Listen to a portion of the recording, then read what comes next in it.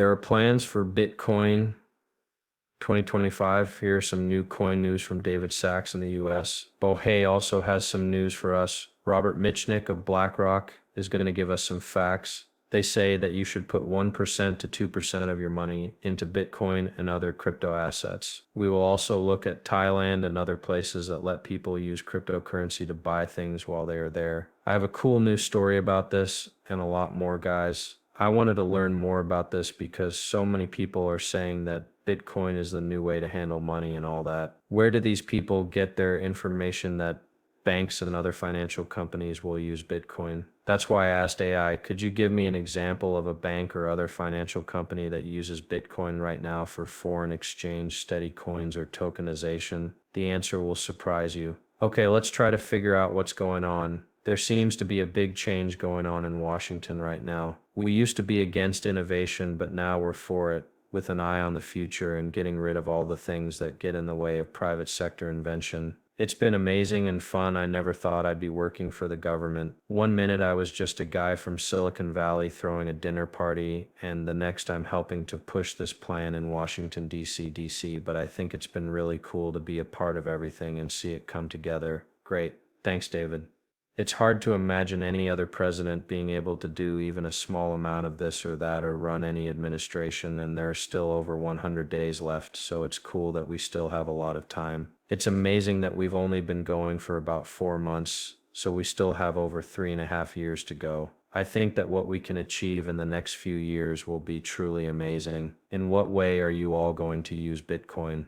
Let's keep going before I talk about it. Bohei and Us.Thankx are pushing for more people in the US will use Bitcoin. I meant to say crypto adoption in America, but these two guys only talk about Bitcoin a lot. I'm glad that people are starting to use crypto in general, but I wish people would stop thinking that Bitcoin is the answer to all their money problems and instead think about what cryptocurrency is and why it's important. I know this message is hard for many people to understand, but I promise to show you that Bitcoin is the best thing ever. That's why we call it gold in the digital world, and I've said it many times. Another thing you may have noticed is that they used to say Bitcoin was the technology of the future, but now they only talk about it as a way to save money. Money like digital cash, that's the word they're sending to everyone right now, including you and me. We want as much of it as the US can get. That's why we made the SPR the way we did. We know we're different. As David likes to say, it has the immaculate origin and is therefore valuable on its own. This is a tool that we should use for the benefit of the American people, and as a working group, we're working hard to find ways to get more that won't hurt the budget. When reporters ask me, how much do you want? I always answer, I will say that question over and over again today. That's a very silly question. We want everything we can get. Although I'm still here, I think the way we set up the strategic Bitcoin reserve and the digital assets national store showed that we knew they were unique by being different. We also said two things in the SPR. First, we want to get more Bitcoin, and second, we won't sell any Bitcoin that the US government may have. Okay, so a few things. They have a blockchain-based strategic reserve and a store of digital assets, but they don't have any money to invest in other digital assets and aren't looking for ways to do so either. Their main goal is to find ways to add it to Bitcoin, not to help American innovation. Remember that if you're talking about the next 100 million people using, let's find out how long it really takes to handle these deals. This is something that neither Bohei nor Us.Thankx has thought of. It's been important to me to get this looked into and make my views heard. If tens, hundreds of millions, or even 100 million people woke up tomorrow and each decided to make one transaction on the Bitcoin blockchain, they could buy coffee or lunch. I tried to say something like tokenization, but I guess that's not allowed. 10 million deals will take this long. Every 16 to 38 days, 10 million deals would be completed. Every 82 to 192 days, 50 million deals would be completed, and every 100 million deals would be completed in 163 days. That's between 6 months and a year. Now some people will ask, what about layer 2? Hey sensei, Layer 2 can definitely help, but only so much, right? Because the process takes so long, major banks are only interested in Bitcoin as a way to store value. I asked AI what banks are actually moving forward with using Bitcoin for cross-border foreign exchange or tokenization.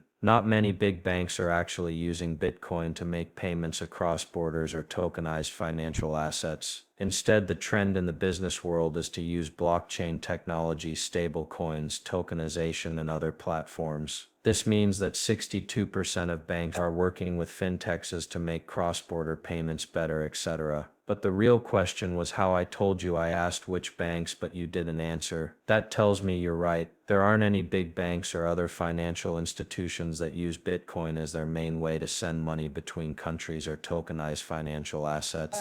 People are told that Bitcoin is the answer to all of America's problems and that it will save them a lot of money. However, big banks aren't even considering Bitcoin for any purpose. This is what people mean when they say that Bitcoin is the biggest distraction in business history. They want you to buy Bitcoin so that you don't buy XRP, XLM, Algorand, HAR, or Chainlink, which would be the next big thing. Because they want to be in charge, people in finance don't want you to get anything. Instead, they want you to put all of your money into Bitcoin. There is a lot of manipulation going on in crypto in general. Yes, and Bitcoin lets you bring this $1 billion or whatever it is around the world on a flash drive, a record, or something else. That's all the digital gold you got. Let's keep going. What has happened since you made that suggestion? Is that suggestion being carried out? How many different types of buyers are looking at it? How do we get people to actually put 1% to 2% of their money into that suggestion? Yes, I think this is all I need to do to explain what model portfolios are and how they work for some of you. The main goal is to help financial advisors become better at managing their clients' portfolios. To assist them in this, model investments have turned into very useful tools. The model portfolios that BlackRock builds and then gives to our wealth manager clients are a very important source of assets for us. One of those funds added Bitcoin as an allocation of 1% to 2% in February of this year, which is a little more than 3 months ago. This was a sample account with different choices. As you know, that was a big change that wasn't caused by one